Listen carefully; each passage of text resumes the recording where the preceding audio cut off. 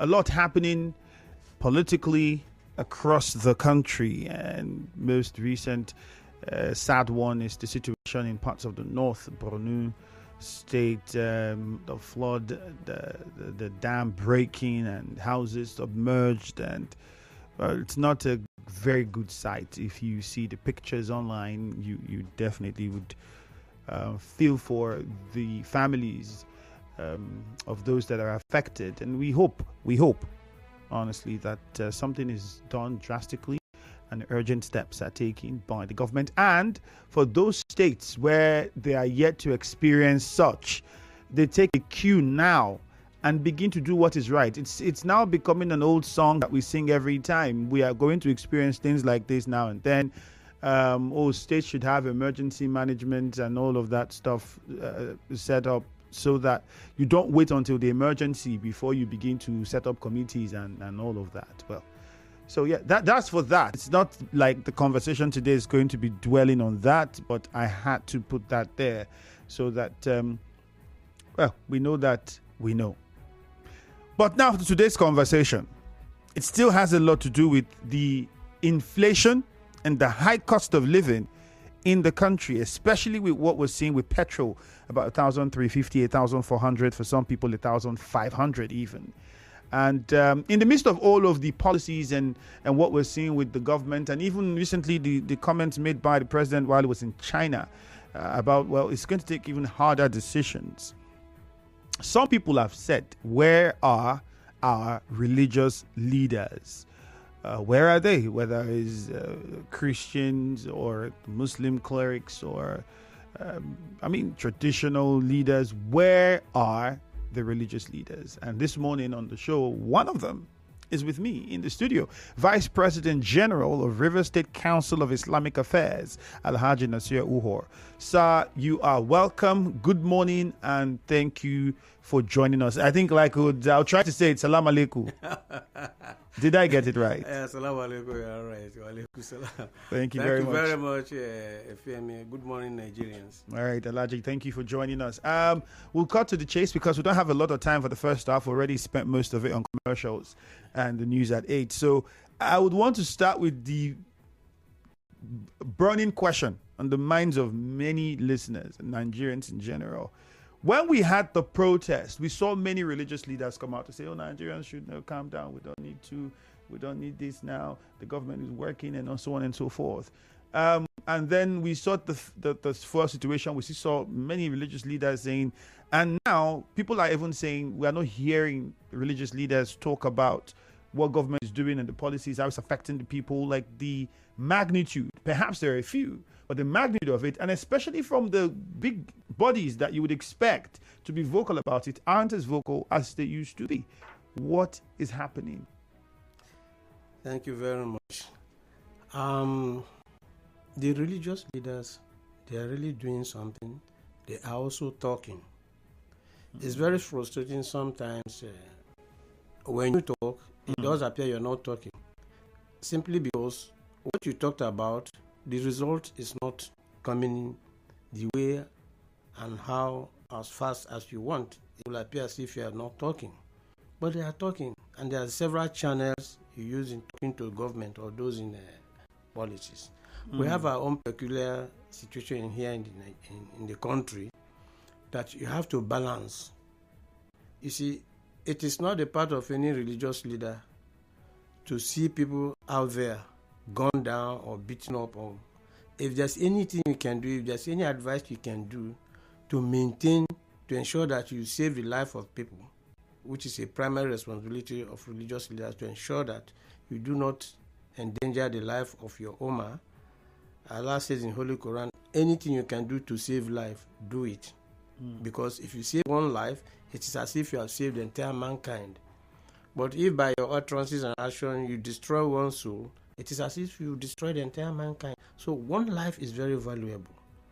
If I have to say things the way I need to say it to save a life, I will do so. Even though the public might view me as being very, not being very vocal or strong enough. But I would prefer to be that and save a life than to shout and have so many lives lost. religious leaders are doing something. They pay visits to those in authority and tell them. They hold their conferences and meetings and drop communiques and then pass on to government. These are channels with which religious leaders communicate with those in authority. There is nothing they cannot go and force them out and show or enforce their own suggestions to government. They can only talk and advise, and make sure that their own Oma, their community is also safe. Another thing again, you talk to your own Oma and advise them. You don't say because situations are this hard, you go and engage in untoward activities and you use that as an excuse. No. Remember that life is all about fitna. Fitna means trials. We are going through trials. We both as leaders and those being led, everybody is going through that trial. These trials are in effect intended also to boost your faith in Allah, knowing full well that even though we are under this severe trial, He still cares for us. Nobody has stopped breathing. The air did not just dry up. The rain is still falling. It fell heavily yesterday. That's to tell you that Allah is aware of predicaments and is there for us. But the major problem is that we don't even obey Him. In spite of all the blessings He has bestowed on us, we don't obey Him. If only we could obey, those in constituted authority can obey God. They all either worship in the mosque or in the church and other places. Is it that the leaders in these places of worship don't preach to them? They do. Is it that they themselves don't even own the holy books? They do. But are they following those instructions? They don't. Because they did not see any meeting point between politics and religion. Do your talk in the church and the mosque. Let's do our own. Don't put your nose there in what we are doing. But they can put their nose and mouth in what you are doing in the church or in the mosque. So that's a problem now. So it is the position of religious leaders to continuously call them to order by drawing their attention to what is there in the book. It's becoming, for many people, it's becoming a situation where they feel or think that, well, we're seeing perhaps religious leaders trying to do what is politically correct or what is observed as a societal norm. I'm trying to look for the perfect word. Or etiquette, right? Say, okay, I don't want to sound as though I'm being this, so let me be like this. But then going against what Allah clearly has stated, that you are seeing that, well, the actions of the people who are in position of leadership are in many ways contrary to what has been stated in the holy books, and even how they go about what they do negates everything. In such situations, many would expect that, well, the religious leaders would come out and not just try to speak as though, well, we're trying, but be very vocal. I'll give an example with one of the clerics, Islamic leader,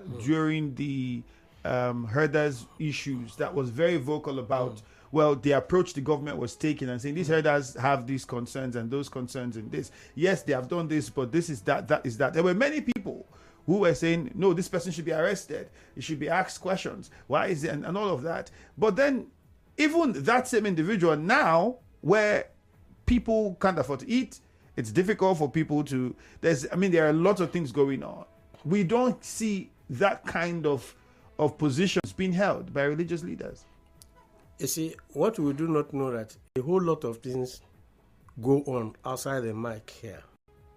Some don't get even reported for certain reasons.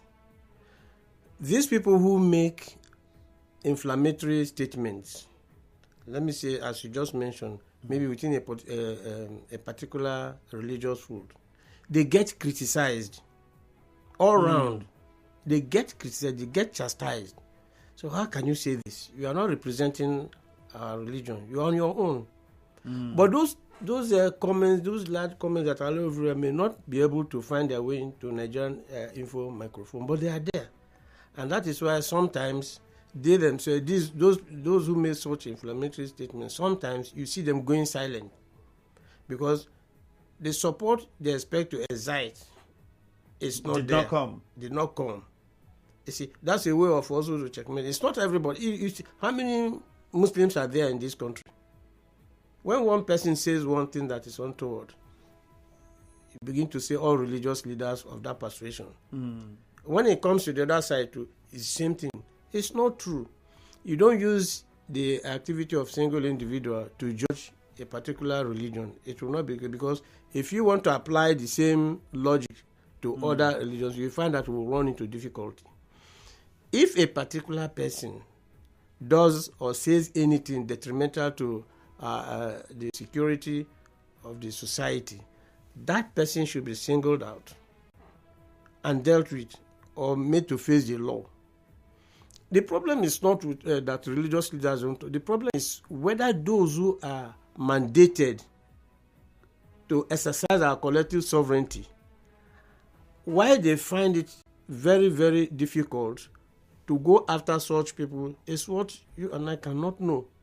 Okay, we talk about insecurity. You are aware that if a foreign country compiled a list of people they stoutly believe sponsor insecurity in the country here, and they forwarded the list as if it wasn't hidden. It was public knowledge. But what has prevented that list being acted upon is something you and I cannot fathom. Right, we can only speculate. We'll hold that thought. We go on a short commercial and then we continue as soon as we return. Nigeria Info 92.3 PH on Facebook. Stay with us.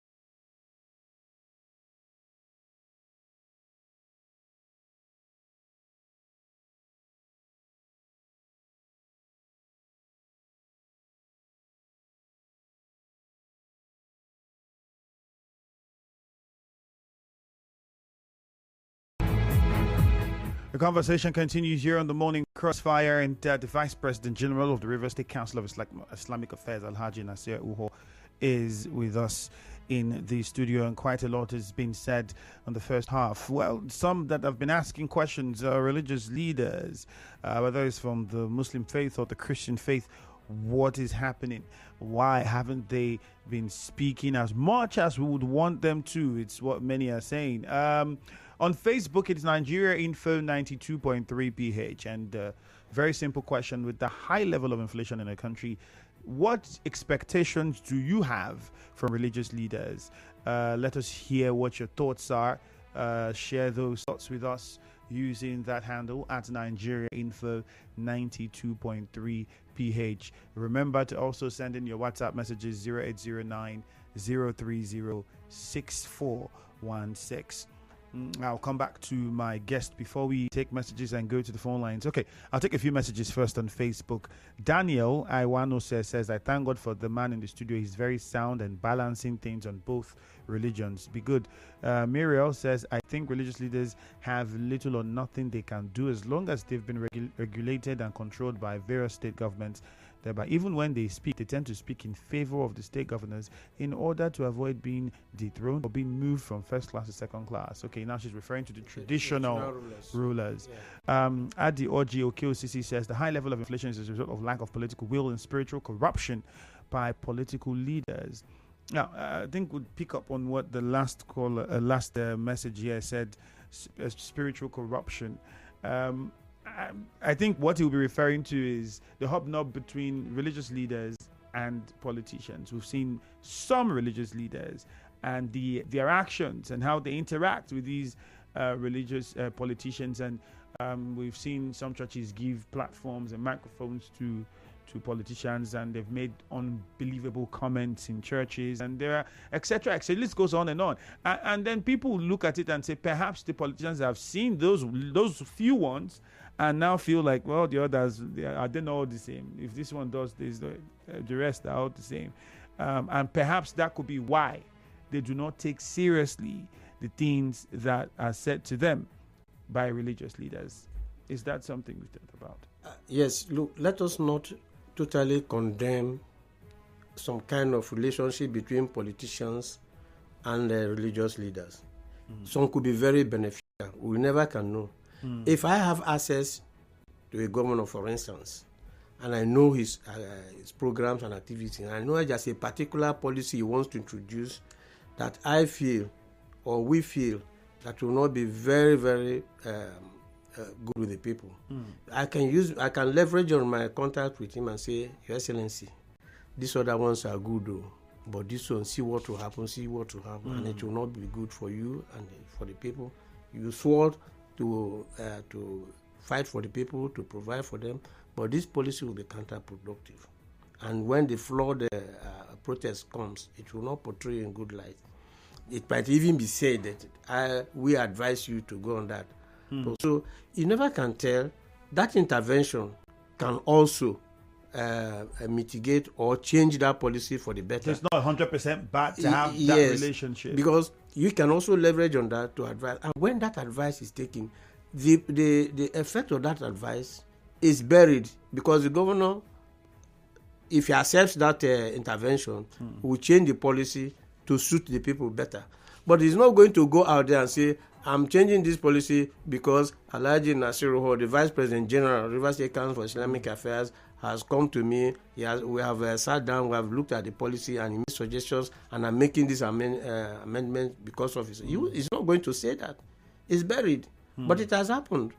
So sometimes let us not totally condemn, because I, for one, I really do not understand till today why I am being told that politics and religion should not mix. I was going to come to that as well. There are those that feel that religious leaders should have nothing to do with politicians or politics.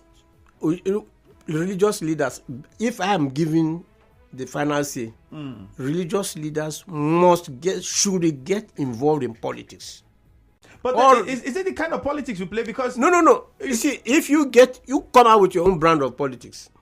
Okay, I'm a religious leader, for instance. Assuming I have a preponderance of majority of Rivers people right behind me. They are rooting for me. They listen to me. They talk to me. Why can't I transmute into politics and then get that support? Use that support to change the narrative. You see, because in the days of old, when spiritual leaders or prophets were holding sway, things were okay. There's a clear point. Just okay until we started saying no.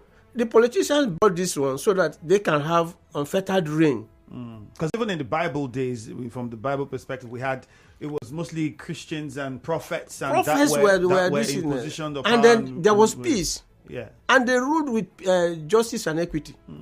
It was recorded in the Bible that God instructed Prophet David alayhi wasalam, to rule with justice and equity. And it was recorded in the Bible that David ruled with justice and equity, and there was peace in the land. The same thing Prophet Muhammad sallallahu alaihi wasallam said, I am commanded to deal justly and equitably with my ummah. If you look through the holy books, you see justice and equity, justice and equity, justice and equity. Because without justice and equity, there can be no peace in the first place. They both have to go together. The mosque is the foundation. Peace is a product. Like you plant a tree, you water it, it blossoms, flowers, and produces the fruit, and it ripens. It doesn't just, you want mango, it doesn't just go there and pluck mango from the air. So if you don't have peace and justice and equity to flower, to buttress, there will be no peace. Because the lack of peace itself is because there's no equity and justice. So peace is not because we have been shouting peace and unity down the decades. It's not working.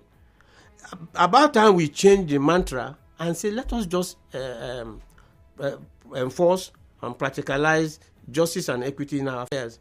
If I'm away in Cotonou and they are sharing things here or they are making something and say, okay, no, Alhaji Uhor is not here, but no, let's have his own, keep his own. When I come back, I say, this is what transpired, this is your own share. I say, what? Even in my absence, you're able to protect me. Will there be any kind of friction between us? But imagine that mine was kept. I said, no, don't mind that, man. You could live and making day there. When I come back and I hear it, I say, it's a score that's been sold. You feel me? What's this I'm hearing? See, my brother, live on a small thing. So small thing, they pass my truth. Not only your truth you go pass. And you still expect me to trust you. And when there start distrust, hatred comes in. And that is almost the final stage. When that hatred comes in, the next thing is crisis. So when there is justice and equity, everybody is taken care of in their own way. So what the political class hate most is equity and justice. If you ask them, but they say justice and fairness. I mean, we've heard many politicians say it's justice, and is it that they have their kind of justice that they have? They don't that's have not the in standard with what the Holy Book says. If you ask them to abide by the equity and justice as explained in the Holy Books, you are indirectly asking them to commit class suicide. They will never come up with anything that will favor the people, because by so doing, they are committing. You are asking them to commit class suicide. So how come we put them in that position? How come we have people who sing their praises? Look, who put who? Who put who? The people. Don't know, please. Don't blame. The people have no hand in the people that are governing them now. But technically they do, because, I mean, if we look at all the offices did not just come out. People man those offices. Even if we are going to say, okay, maybe the votes in some cases did not count as it should, the person that was in charge of the office that was supposed to do is part of is a people too. Yes, so, yes. Why are you quoting now? If we are, the problem is that the problem is this now. He's part of the society. Yes, we are part of this. They are all part of the society. But the process of him getting there to be in that position, in that office, whereby he will be required to manage our collective mandate, the process of him getting there has nothing to do with the people. Where in this River State have you heard of any election? Just tell me. It has been made open. It is known. Those who perpetuate it also have made it open that I selected this. I put this. I bought from forever. So in that state, what do you expect the people to do? They have no hand there. And those that glory in a selection of and you ask them to abide by equity and justice, it's not going to work for them. And anything that doesn't work for them, they will not do it. And they will go to lengths to ensure that you don't force them to do it. This is the predicament we have now. Are we then saying when a situation where religious leaders, the very sane ones, because we know that there are a few of them that just answer the title but not really practice what was said. Are you saying that there's almost nothing now? Is there something that they can still do in this time that we're in? It's difficult because there are people who go to the mosque and go to the church that can't eat. That are looking at, and then like you've said, while we're discussing off the microphone, the person that is hungry cannot eat, you're not telling him to come and serve God or come and, how would he be comfortable? And you think that he would not be enticed by one person that comes to tell him, try this way or do this so that you can get this? Yes. In Islam, can I remember the exact verse? Let me paraphrase. It says, "Wal asr innal insana lafi khusr innal lazina amanu wa amilu salihati wa tawassaw bil haqqi wa tawassaw bis sabr." In the end time, in the evening, we have asr. That's a late afternoon prayer between 4 and 4:30, about. This is the late afternoon that leads to evening. That is, the day is waning. The day is going out. You see, in this scheme of affairs, in men's scheme of affairs, we seem to be in that period where we are heading towards the close of affairs. You see, at such time, mankind is at a loss. All kinds of things happen, all kinds of tribulations, all kinds of untoward things that bewilder you. At such times that we are now, this is what is happening. What does Allah say you should do? He said, only those who are steadfast in faith, those who firmly believe in Allah and will not be shaken by the tribulations, these are the ones, the good ones, that call other people. They keep preaching to them, say, no, don't give up. Don't give up. It's just a passing phase. Those who ask people to be patient in God and allow God to intervene. Have your faith in Allah. All these phase will pass. But you don't say because times are hard, you give up. You are not meant to give up when you are facing trial. A trial is meant to purify you, to purify your faith. As they say when the going gets tough, the tough gets going. When the difficult times are here, you should realize that these are difficult times. And you do not look upon men. You do not look upon your leader. Remember that this time also produces leaders that are trialed themselves. And Allah has said, do you think I will not try you with what I've given you? I will try you with your wealth. I will try you with your health. I will try you with your wife, your children, and all they will be fitna. Your leaders will be fitna to you. And you too will be fitna for leaders. So there's a whole lot of fitna going on. But only those whose faith in Allah or God Almighty is unshaken. These are the ones that you see go to people and say, look, what you are doing is not wrong. Come back to the way of Allah. Don't despair of Allah's mercy. Come back. Allah is there. We are still breathing. Yesterday there was thunderous rain. Is it not? Allah has not denied us all this in spite of our sins. So you are encouraged that if Allah, who created us and gave us all the things we are misusing now, and even failing to recognize Him as our creator and provider, He still goes ahead to give us His blessings. That should tell us that we should invest more faith in Him. You are not to adulterate His religion and then give praises to men and other things created by Him. That's the difference. So we are in a period of our asr, evening time, heading towards evening time, and all these things are playing out. But only those who stand firm in patience with Allah and seek call Allah and encourage others to be patient and to have faith in Allah, they will be the successful ones. All right. One more question I would ask, but I would open the phone lines first. The question is simple. Some people think religion is our problem. Things that should be sorted by work and doing what we have to do the right things, we don't. We'd rather want to pray to Allah or pray to God and and all of that. So we'll come to that and get your response to it. Okay. Well, let's go to the phone lines first and hear some of the what some of the listeners have to say. 0817 923 0002. Again, 0817 923 0002. You can also call us on 0817 923 0003. Now, any of these numbers will give you access to us here in the studio. All right, Chima, we'll start with you. Chima is in Ada George. Good morning, Chima. Good morning, Andrew. Yes, go on. Yes, Andrew, this topic is a very good one. Honestly, I actually made a post to this very topic on my page.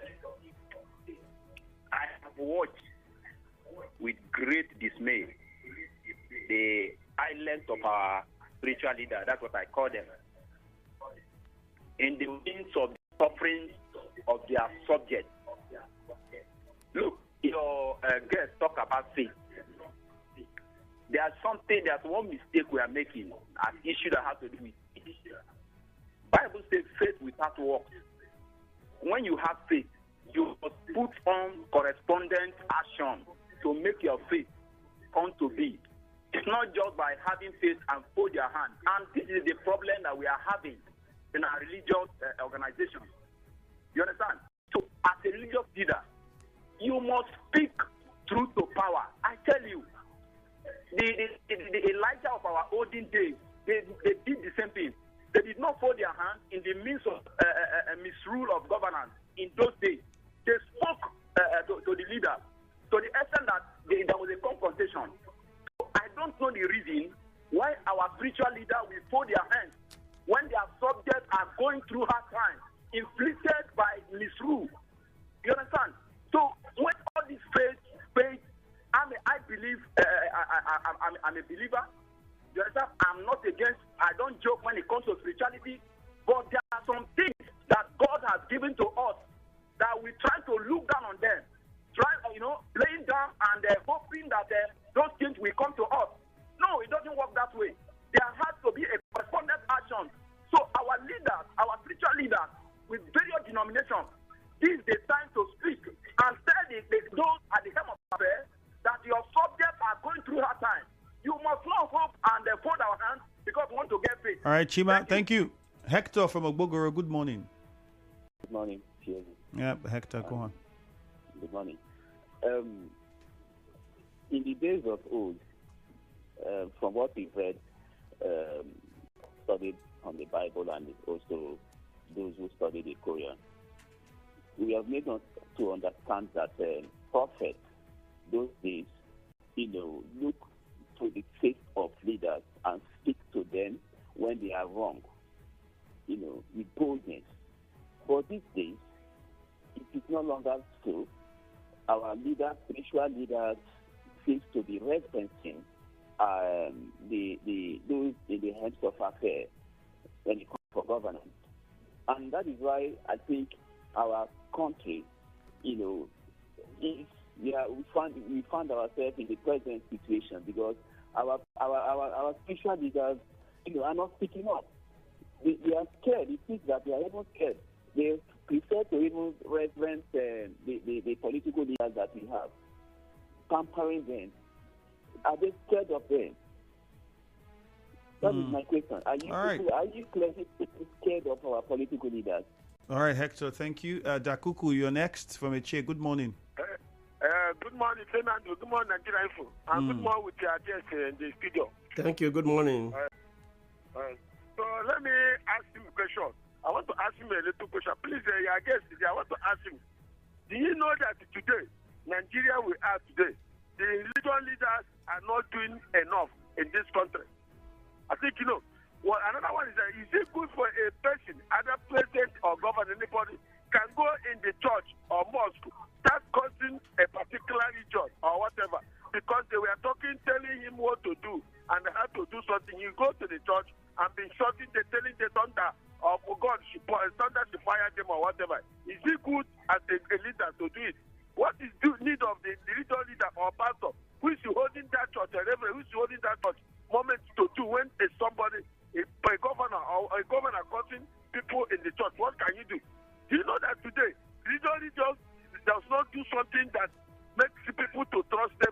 longer this time around.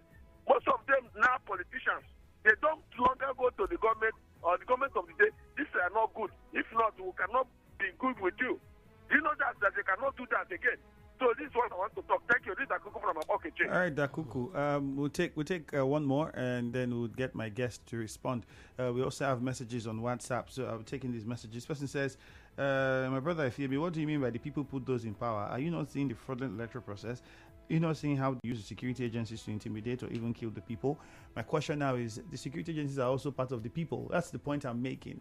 Like, the person you think sat down wherever they sat down and rewrote the results, or decided to look the other way and announce what is not true, is also part of the people. And if that person did not do what he did, an individual would not have emerged. So technically, when I say the people, this is what I mean. I meant not just the ordinary people in the voters, because there are people who are on the streets voting that would have been in that position, would also collect peanut and do the wrong thing. It's just because it did not get to them. The opportunity did not present itself. That's why they are shouting, "Oh, we did." If it did, I mean, the last election, there were reports of many observers and the rest that didn't do what is right. But let me come to my guest quickly, Mr. Uhor. You heard some of the questions that they asked. So we'll give you 3 minutes or less to respond. Yes, on the issue of allowing politicians to come to our places of worship to make a pronouncement, I, as a person, I don't welcome that. I dare say it doesn't happen in our mosques. I've not had so far. I've attended several mosques, national mosques. Dignitaries attend national mosques. But they don't come and take the mic and say anything. They just attend. They don't even but go are they anywhere. recognized? Do you guys recognizing that this person came on this? Nobody even makes any announcement that the SSG is here or the chief of staff is here or the president. Nobody makes any announcement. You come, you go and sit down.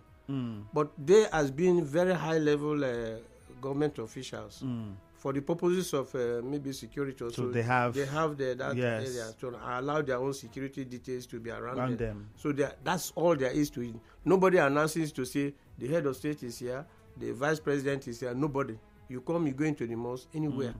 I've started with a very high level military officer in almost the back row. So I don't welcome politicians going into the church or mosque to go and make provocative pronouncements. Condemnable. It's not good enough. And those giving them that platform should think again. Because it's not as if you don't give him that platform. He cannot have other platform where he can say something. You don't go to the house of Allah, house of God, to go and make derogatory statements against the people you have been mandated to take care of. It's not good enough. But that is not to say there are no good churches or mosques around the country who have consistently stood their ground. There are some of them, maybe not as vocal as want to be, but they are, and they have been speaking out. Okay. I know one particular instance when this thing was heating up, they were mentioning these headers, Islamic headers, making this thing. So I remember. Let's take this commercial. Just hold that thought. You wake up in the morning, you wanna start.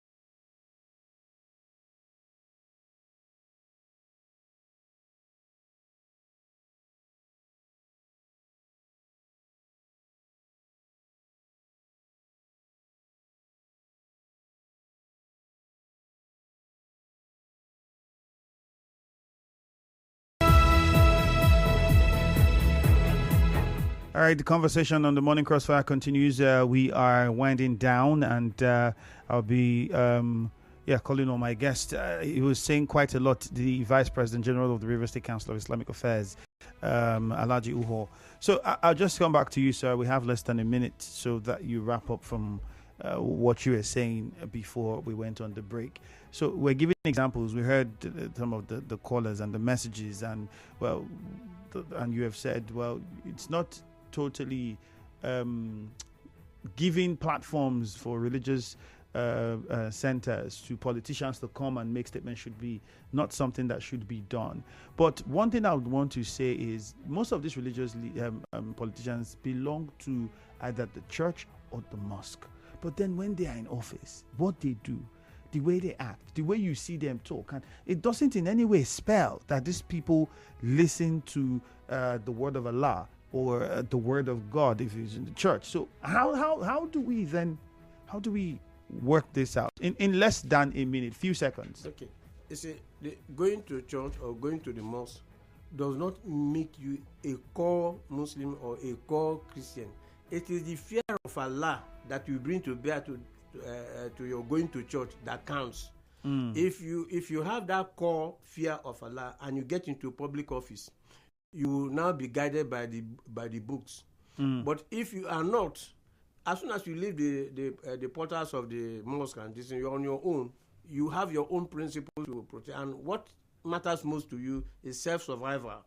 If you're in that class of this, you say, okay, no problem, let them talk. We'll do our own thing. That is a problem. So it's about you, not the church or the mosque. All right, we have to wrap it up here. Thank you very much, Alhaji, for your time. We go for the news at 9 now. My name is Ifeemi Andrew. It's 9 o'clock.